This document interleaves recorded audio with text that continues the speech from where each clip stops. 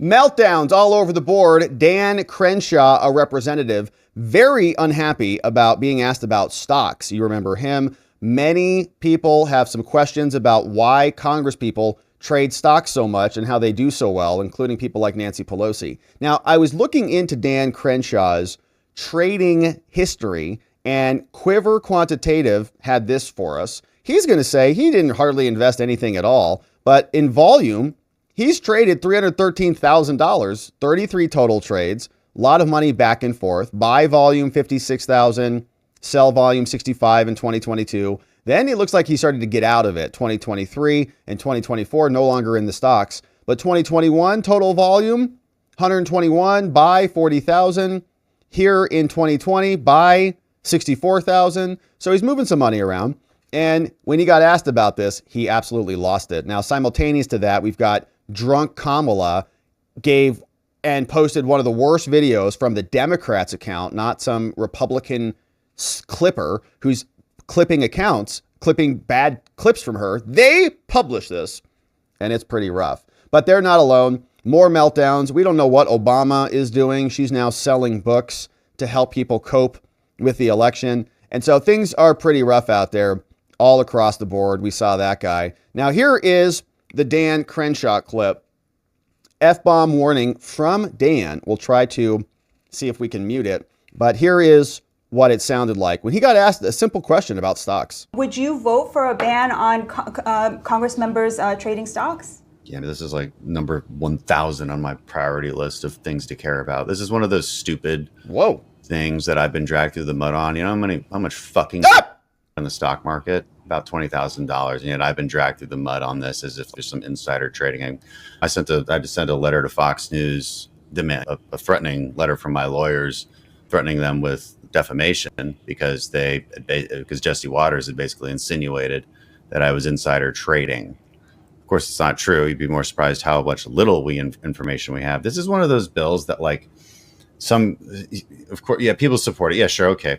Who cares? Because I barely have anything in the market anyway. Are there a couple cases like where Nancy Pelosi has some very suspicious timing of her trades? Yeah, that has happened. But nobody else can point any other examples out. So sure, yeah, why not? Don't let us trade stocks. How about we'll just keep whipping ourselves. How about we don't make any money either? How about just cut our paychecks? We haven't gotten a pay raise since 2008, even a COLA increase. So yeah, this is a great idea. Let's make Congress a place where only the millionaires can actually afford to do the job. This is a wonderful idea. Let's just keep doing that, and then it's always some member who senses the populist energy and then mirrors it, believing that this is what's going to help me connect with the people. Because what do the people want? They want an easy button. All my problems will be solved if there's no stock trading. All my problems will be solved if there's term limits. But if you think about any of these things for 5 whole minutes, jeez, you might quickly come to a different conclusion. Now, what I vote for? Yeah, sure. Who cares? Who cares? Whoa. It doesn't matter to me because I don't have any fucking money to put in the stock market. Jeez. Some of those bullshit There's headlines two of those. Whoa. So several F-bombs in there. I didn't realize we were going to get that from Dan Crenshaw, representative in Congress, for crying out loud. Good Lord, man. You can tell he's very upset about this. He is triggered in a way that I actually think is troubling. Okay. If he is this upset about conversations about money, is he hurting for money? Does he need money? If somebody offers him some money, is he going to do whatever they want? He seems really, really triggered about this. And I don't have any effing money and effing this and do whatever. I don't care. And Dan, we're happy if you make money. We just want you to do it legitimately. Okay. That's the point of this stock stuff.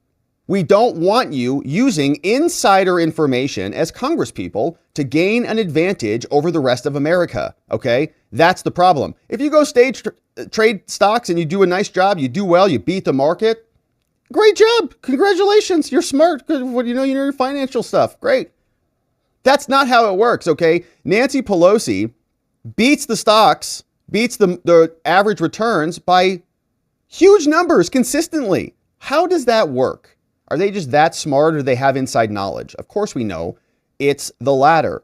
And so that's the problem. So don't act like it's some flippant thing. Maybe because you're not doing it. And I can understand. Look, if you're getting accused of doing something that you didn't do and people keep hitting over it, like I can understand getting irritated about that.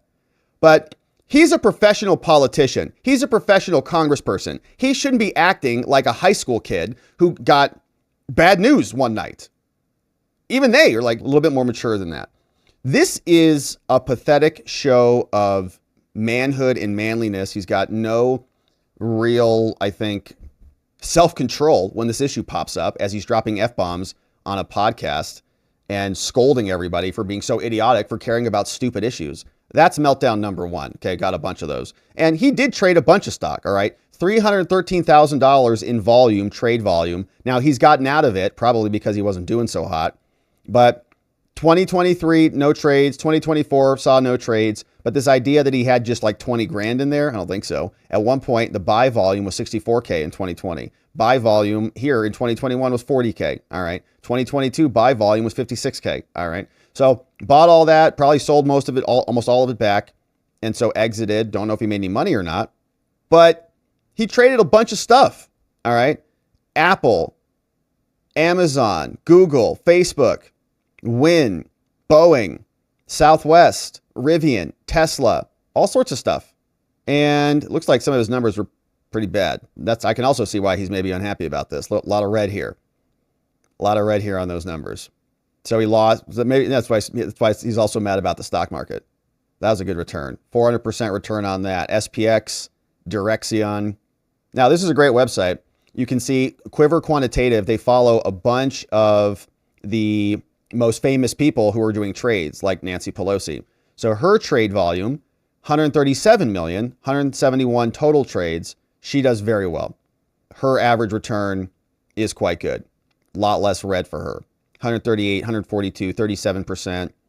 So they know what they're doing, which is why you can follow them. You can actually just copy trade her, just make the same trades that she does. And her strategy yields 763%, but the market index is 219%. So that's why people get a little agitated about that, Dan. We don't want people to continue to exploit their powerful positions to gain an unfair advantage over Americans who don't have access to that same insider knowledge. That's Dan's meltdown. Now here's Kamala's. She gave a much longer speech. So this was, I think, about a 10-minute conversation with someone else, which we are not going to listen to the whole thing. But the Democrats clipped this out. So of a 10-minute talk, this was apparently what they thought was the best. And then they posted this. Okay, this is not some conservative account who's taking this out of context to post it to make her look bad. This is what they posted of their own candidate. And I don't know if this is like intentional or what, but it's pretty rough. I just have to remind you, don't you ever let anybody take your power from you. You have the same power that you did before November 5th. And you have the same purpose that you did. And you have the same ability to engage and inspire. So don't ever let anybody or any circumstance take your power from you. All right. So obviously you can see that's a little bit rough. And if you just let that play without her actually speaking, you can see it looks also pretty rough. Now, there were a bunch of memes going around. Shut time, bitches. And I was trying to find one of them. Yeah, here's one of them. You can see some people have this sort of thing happening here with bottles of Hennessy happening. And yeah, not a great look. A lot of people saying, I saw Meghan McCain and others are saying, you guys got to take this down. All right. Are you drunk? Poso. Man, she's hammered. Gunther. Is she drunk? Be honest. Clifton. Ma'am, they're melting down and shaving their heads on TikTok. I think they know their power is gone. That's Kamala. Don't know who thought that was a good idea. But the full video is also clipped over here from Benny Johnson. And you can see she looks drunk. And we have become lifelong friends. In front of everyone, I want to thank you, Tim. You lead with courage. You lead with heart. All right. So I don't know who she's talking to, but that was happening there. Meanwhile, we had some other people who are going through something. Benny Johnson clipped this one again. And Breaking 911 says that Michelle Obama released a new book. And this is like a companion book to her other book. And this is going to help hurting liberals recover?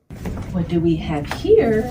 My new workbook, Overcoming, is out. It's going to be on shelves. This is the first time I've held it myself. This is a timely gift or purchase for yourself, because this is a workbook that takes you through some techniques and exercises based on some of the insights I shared with you all in the light that we carry. So I encourage you, particularly during this time, during the holiday season, during a time where we feel a Trump little transition. out of sorts, a little anxious. Why? I urge you Why do you get anxious around the holidays? to pick this book up and just walk through some of the exercises, and also do it in some groups. I know there are a lot of great book groups out there, and you guys might find that using some of these exercises, techniques, and tips as a form of conversation. So I hope you find this useful. All right, so buy her book. Okay, so that's Michelle Obama. Now, there was also an hour conversation between Liz and Hakeem. This took place over at this venue. Looks like a synagogue.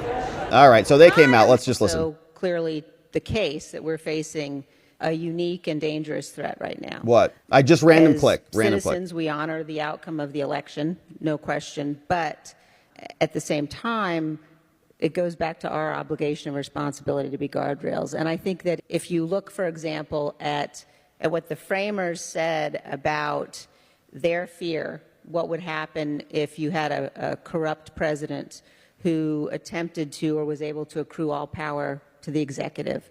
And we are already seeing now President-elect Trump nominate some individuals who you would only nominate because you wanted them to do something unethical, irresponsible. Get out of because here, they would do Liz. these things others wouldn't. He can nominate whoever he wants, and they'll get confirmed. Watching a situation They'll be where they're tested suggesting accordingly. that they won't go through FBI background checks, for example. We don't want them to. They're corrupt. FBI's corrupt. In a situation where the institutions are being tested as they are, how does that change the responsibility of the Democrats in the House? But also, what do you think it will take? This is a question that I often get, so I like the opportunity to ask you, Hakeem.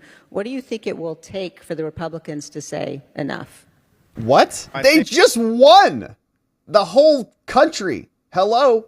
Why would they ever say enough? They just beat the clock out of you guys. I think, one, President Lincoln once famously observed that public sentiment is everything. With it, nothing can fail. Without it, nothing can succeed. And over the next 2 years, and then 4 years thereafter, or 4 years in total, public sentiment is going to be a very important arrow in our quiver. Wow, that's profound. In terms of making the case The public just voted for Trump and Republicans. So are you going to get on board? to the American people when extremism puts perhaps party or an individual over the best interests of the American people. And so we're What? cognizant of that, and that's going to be incredibly He just won the popular vote. important for us to be prepared at all times to make the case as to why certain nominations, for instance, or certain policies or the violations of certain norms are not in the best interests of the American people. And that battle for public sentiment is going to be incredibly significant. In terms of the All right, so he said nothing. So the public we need to get public support. And so we're going to listen to the public, but the public just essentially voted Trump and Republicans in. So we have to confirm and convince the public that was a bad decision for them. So they have no idea what they're doing. Long story short. And we know that. So that's what's happening out there. Dan Crenshaw is not happy. Liz Cheney, Hakeem trying to figure it out. And Kamala might be drunk. Washington is Washington. January will be here, but not soon enough. All right, my friends.